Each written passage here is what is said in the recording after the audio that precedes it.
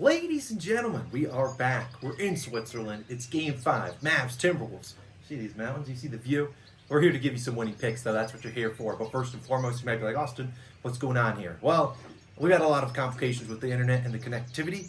We're still dialed in. We're going to get the video out to y'all, but you're going to have to enjoy just some raw, unedited content. So just enjoy the view, enjoy the picks. Let's have a great day. First off, let's do a recap of how we did in Game 4. Luckily, the Timberwolves won, so we got some more NBA basketball to bet on, but we went 1-1. And I swear, if I have another 1-1 day, I won't be too mad, because 1-1 is definitely something better than 0-2, but I want a 2-0 day, and we're certainly going to try our best to get that. We had Ant-Man's PRA line, pretty easy. The Nasri did not come through, like I said, a 1-1 day. But you guys came here for some NBA picks. It's Game 5. Dial in, hit that like button, hit that subscribe button. First pick of the day, using my dad's phone for some notes, Kyle Anderson. And I'll put some timestamps down below so you know what I'm talking about. Kyle Anderson, over 8.5 points plus assists. Now, Kyle Anderson, I was considering backing him in Game 4, and thankfully I didn't because he did not come through. But I like what I saw out of him, and if you've been watching slow-mo this series, you've been like, oh, he should be getting more minutes. And after Game 3, Chris Finch, the head coach of the T-Wolves, said, wait, I think I should have played Kyle Anderson more, and he did just that. 25 minutes in Game 4. Obviously, he did not come through. 1 for 3 from the field, a couple assists, but I like the points plus assist line here a little bit more than his PRA line,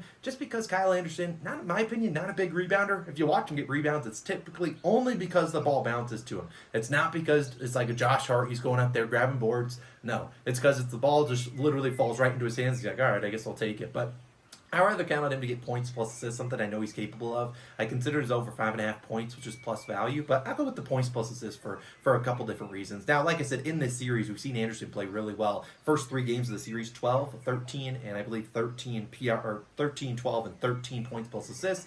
Only at 6 last game, but on the season averaging well above this, and that's been in about 22 minutes of action. I expect him to play kind of a similar note this game. I mean, this is a guy that's played 17 or more minutes in all games so far this series, and he's been really, really consistent for him. And like I said, he's been really good for him. And like I said, Chris Finch wanted to play him more, and he did just that. Last game, his points plus assist line 7.5, but they still raised his line, so I think that's a pretty good indicator that they think he's going to continue to play well. And I really like him. Like I said, he's in this series 17 minutes in all 4 games, and in those games this season when he's played 17 to 25 minutes, a very safe range, that's what he's played this series, he's over 60% of games. Not only he's missed about 6 games where he ended with 8 on the dot. Look, I'll live with it. Kyle Anderson, a really consistent guy. I almost rode back Nas Reed's over in points plus rebounds, but instead I'll just go with the points plus assists for Kyle Anderson, another play that I did consider in Game 4. He just did not come through. So if you've been watching us slow-mo scores, it's typically because he's been getting Gafford or Lively if he returns on him, but I think we see a big game from Kyle Anderson. And even if he doesn't have a big game, realistically he could score 6 points, 3 assists, or he could get 4 points, 5 assists. He should have been a really good player for him, and despite no field goal attempts in the second half of last game, he still got the job. Well, he didn't get the job done, but he still played really well in that second half. I think he plays well tonight. First pick of the day, Kyle Anderson, over 8.5 points plus assists. You can see what we're dealing with. We're dealing with a lot of rain and fog up here. It's a little spooky episode of NBA Best Bets, but we're going to still stay locked in for y'all on this Thursday, May 30th. Second pick of the day, P.J. Washington, over 17.5 points plus rebounds, minus 125 on BetMGM. Now, PJ, if you know, we backed him in Game 1, he failed. Backed him in Game 2, came through. And that's kind of been the PJ Washington experience so far this playoffs. It's been up and down, and he's been pretty much down this whole series, but still getting close to this line. Now, like I said, I would take this at 18.5. I don't mind his PRA line at 19.5, but I don't like to count on PJ Washington to get assists. And we'll talk more about that later. But through 4 games in this series, you've seen PJ. He's averaged 12.3 points per game and 6.3 rebounds per game. So right above 18.6. We need 18 on the dot. Keep in mind, he's right at this line averaging-wise, but he shot terribly from the field. 36% from the field, 22% from 3. If you watch PJ last game, whoa, the man could not buy a bucket. What did he shoot, 2 for 9 from 3?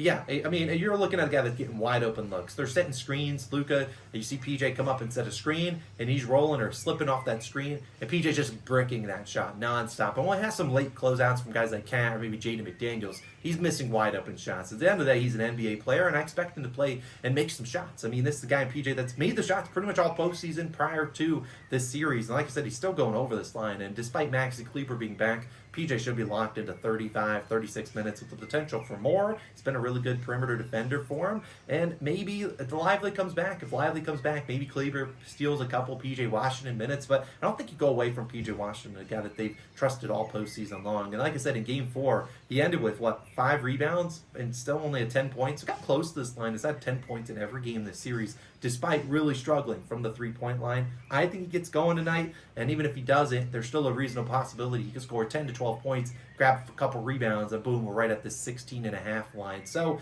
I really like it. We're 17.5 line. I really like PJ Washington tonight. Like I said, 2 for 9 from 3, almost all wide open looks. Normally I just back PJ for points, but they moved his line up to 12.5, which I feel like 12 is a key number for him. But he could also grab 6, 7, 8 rebounds. He's had plenty of games this postseason with that rebound type of number. So I really like PJ Washington. Give me his over. Points plus rebounds, 17.5. You can take it at 18.5. However, if your line is 18.5, take a peek at his PRA line, which was 19.5. I'd prefer that there at 19.5. Like I said, I don't like counting on him for assists. I think he gets a 1 or 2, but that's why I'm not taking a PRA line at 19.5 over the 17.5 points plus rebounds line. Now, time to talk about leans and Trina's POD. Lean, as for this game, I lean the T-Wolves on the money line in Game 4. I lean the Mavericks plus the points tonight. It's not an official play. I don't really have a great lean on this series. I feel like I had a really good read on that Celtics-Pacers series, but I don't have a great read on this game. I would love to see the Timberwolves win, and we would go to a Game 6. We have some more basketball to bet on, more videos to give out to y'all, and hopefully some more money to make. But I don't know if it goes to Game 6. I could see the Mavs winning here. I'm going to root for the T-Wolves because, like I said, I want to see these series extended, but I don't have a big lean. Let me know what you guys think. You like the Mavericks on the spread? You like the T-Wolves to cover the points? Obviously, a lot of people, the T-Wolves should be favored here because they're back at home. I don't know. It's just not a great read. I lean the Mavs plus the points. Not my gun to my head. Take your whole bank account on it. But I think they get the job done. And then maybe win this game outright or at least cover the +5. And then finally, Trina's play of the day. She's going with PJ Washington over 19.5 PRAs. Her analysis was, I like wearing pajamas or something like that. I don't know what that means, but I guess PJ, whatever. I like the PRA line, like I said, for PJ. She doesn't really know. He doesn't get a lot of assists. Like I said, it is Trina's. She doesn't watch any basketball. She definitely won't not watching when we're out here. Well, maybe these conditions might promote someone watching some NBA. But either way, that's her POD. And those are my favorite picks of the day. So final recap. We're going PJ Washington's over in points plus rebounds. That's my pick, 17.5.